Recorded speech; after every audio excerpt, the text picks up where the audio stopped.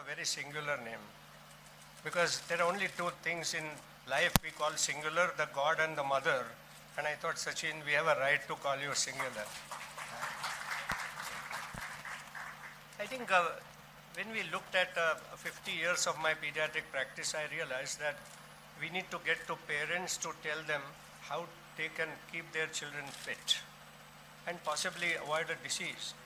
And I think that's why this kind of a situation that we ran into, and we thought we will have a book called Even When There Is a Doctor. What is the genesis of this book? Children of present generation of poor health. WHO has said that 8 out of 10 children all over the world have poor health. Now imagine, it's not just the nutrition. Health is for many other ways to look at, and we'll see how it is. Well, medical advances have gone so far, but they cannot just keep the health of individuals fit. Medical advances are only to repair the health. And to keep healthy, you don't need medical advance. And I think, where are we going wrong then? I think doctors are today getting disease managers and not health promoters. And the parents are short of time, skills and guidance. In such a situation, there is a gap. And I hope our book exactly tries to bridge this gap between the parents and the doctors. You may not know what is health really, and health has 5 components. When I said 8 of 10 children in the world are unhealthy, it doesn't mean that they are malnourished. Health is physical, of course, we know, weight and height. But we know that in India also, 80% are unhealthy. Either they are undernourished or overnourished. Only 20% of our child population is normal. How can they turn out to be good adults and healthy adults? Of course, you have a mental health, and then a social health, the good conduct and manners, and you have an emotional health. How can we cope up with stress? Today, every child, every newborn has a stress. We need to create a way that they can really take care of this stress. And of course, lastly, a spiritual health, which means compassion, love, and forgiveness. It is so pity. Every week, I see in the paper a 14-year-old killing a 2-year-old. This is not health. Health is not just nutrition. Health is all these components, and our book emphasizes the need to be real healthy, not just malnourished or overnourished. How to maintain health? I think staying healthy is not a natural phenomenon. 99% of us were born normal, and still only 20% remain normal at the end of the day. I think there's something going wrong, obviously. Nature is kind. We are born normal. But the nurture decides the outcome ultimately. And what is best? A care of first 1,000 days in life. What is this 1,000 days? The pregnancy period and the first 2 years. Makes 1,000 days. And if you care for those 1,000 days, a foundation is laid strong, and that is not a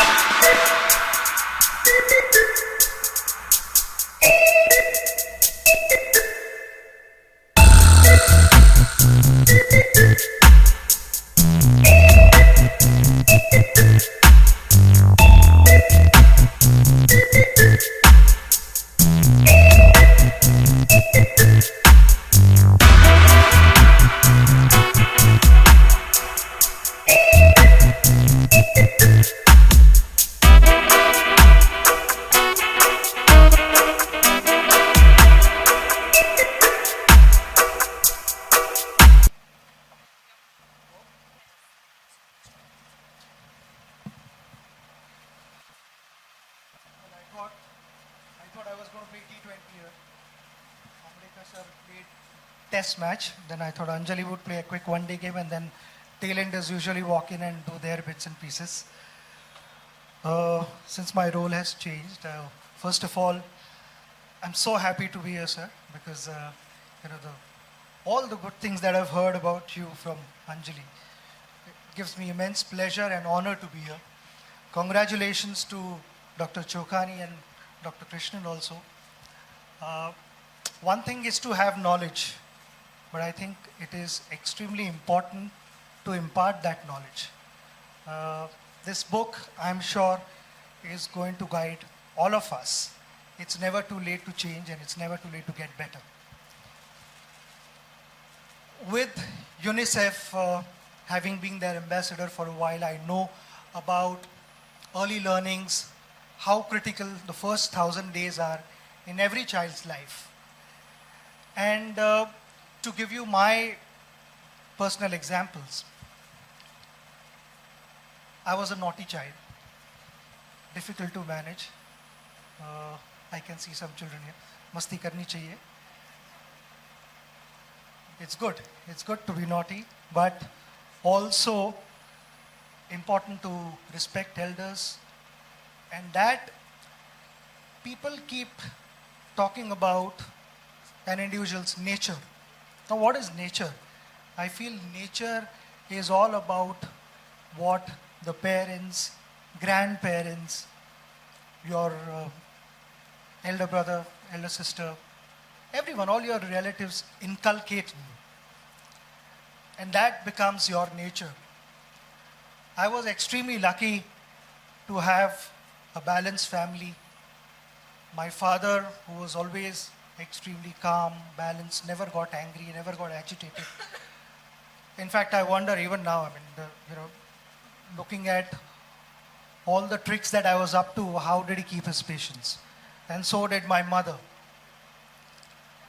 They gave me freedom, they pampered me, but never spoiled me.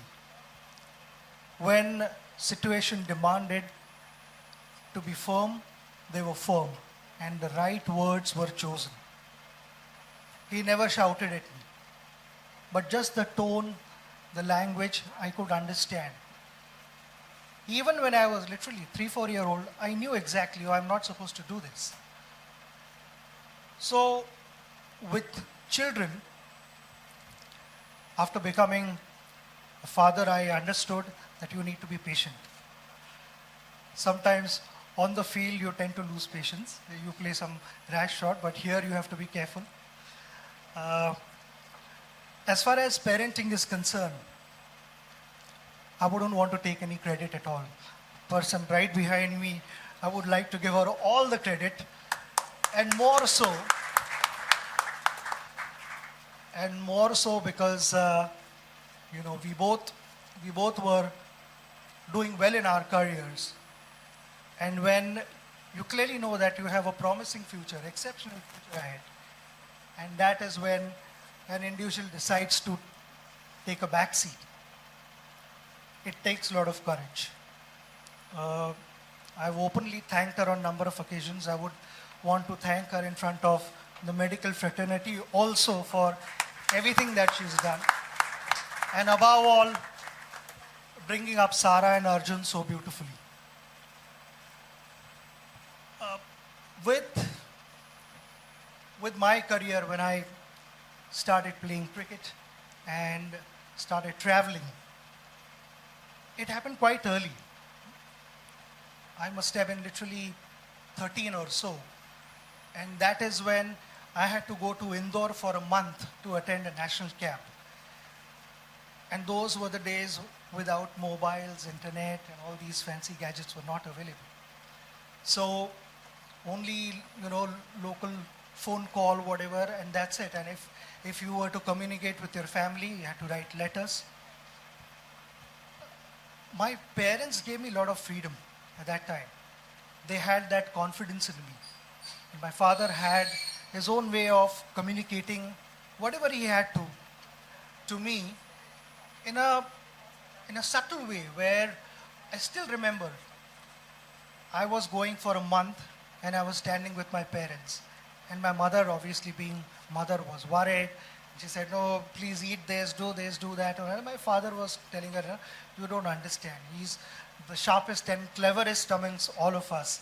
He knows, he's 13-year-old now, he's matured and he's a brainy guy, this and that. And I felt, wow, this is brilliant. At the age of 13, you don't understand reverse psychology, how it works. But then today I look back and I think that, with that freedom, somewhere my subconscious mind also it registered that with freedom comes responsibility. I should not misuse that freedom. So those are subtle messages, I think, which parents give us. Or rather, if we are not able to then, through this book, it is not just about the physical health of your child. I think fitness also involves mental health, mental conditioning. And to have your child in a good space mentally, parents have to spend enough time with them to understand their likes and their dislikes, to understand what they are passionate about, which my parents did. And I got supported in the right direction, and I was extremely passionate about cricket. So it worked really well for me. I mean, I didn't count the number of hours that I practiced. And even after practicing the whole day and my parents were working in the opposite direction, they would come all the way from, my mother would work with LIC in Santa Cruz. She would catch a bus and come all the way to Shivaji Park just to spend half an hour with me and again go back to Bandra. And I was staying at Shivaji Park with my uncle and my aunt because commuting was much easier for me. But that gesture from my parents, at that age, 13, you don't realize, 12, 13, you feel, oh, my parents they're meant to be here, they're supposed to be here. But with other commitments and engagements, to consistently do that requires a lot of effort.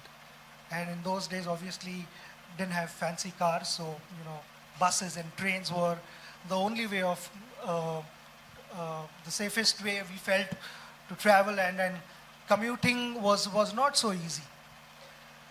I started playing for India after that, and before that, got to spend a lot of time with my coach, Achrekar sir.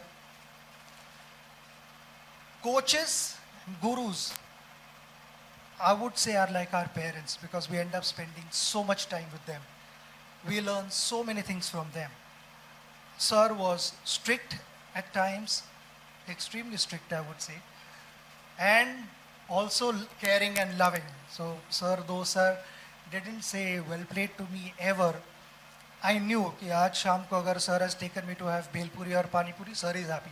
I have done something nice on the field. So that was his way of conveying his feelings. When I went to England and played for India, got back, people had heard about me. And then I ended up meeting a medical student in 1990 who happens to be in this room. And we started chatting with each other quite a bit, got to know each other. And that is when I heard so many good things about Ambedkar sir. Well, I said, for months on end, she would just keep praising me. I said, in my school, it was difficult to like my teachers so much. I preferred to be on cricket field rather than classroom. But for her, she, even now, after, so many years, I start talking about Ambedkar sir, and you can clearly see on her face that her face immediately changes, and she's so appreciative of his contribution in her life and what she is today. And I think without our guru's commitment, dedication, and selflessness, I don't think we would be in this position at all. So a big thank you to you for being so selfless and making her what she is today. On a lighter note, I remember my school teacher telling me, you know, an apple a day would keep a doctor away from you. And I religiously followed that for many, many years till I met a doctor. And then I felt like telling my teacher that an apple a day with doctor along your side is a better option. Sir, this book I'm sure everyone is going to read and learn a lot of things from this book. Even when there is a doctor, to have a good partnership in life, you still need a cricketer at the non-strikers, and I think she would.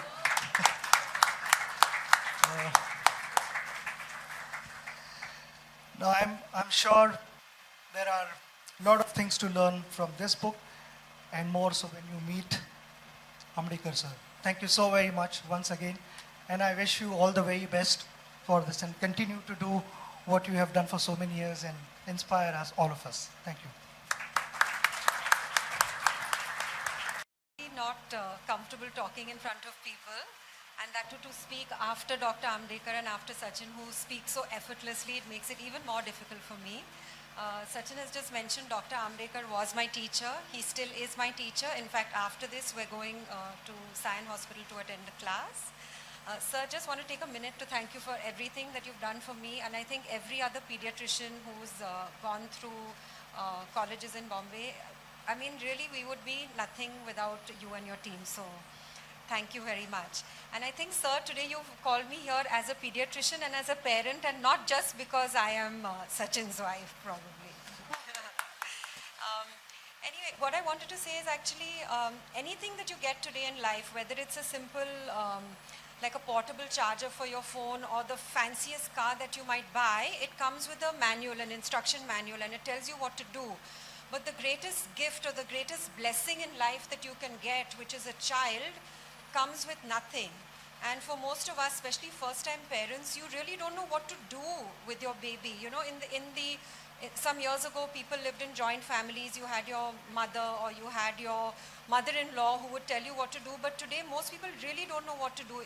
You have a baby, and if the baby's crying, you don't know, is my baby hungry? Is my baby, does she need a change of diaper?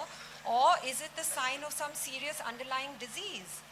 Also, if a baby who used to cry, say, every 2 hours, suddenly stops crying and is like lethargic and quiet, a mom might think, oh, wonderful, I can now sleep for the next 6 hours. But that also could be a sign of another underlying, serious disease.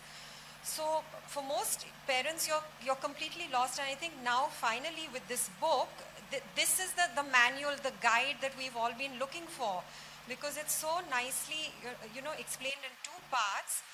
One part on how, what you can do to maintain good health of your children, because as Sir said, most babies are born normal, by natural selection, they're just born normal, but it's up to us how we look after them, how we nurture them, that keeps them healthy.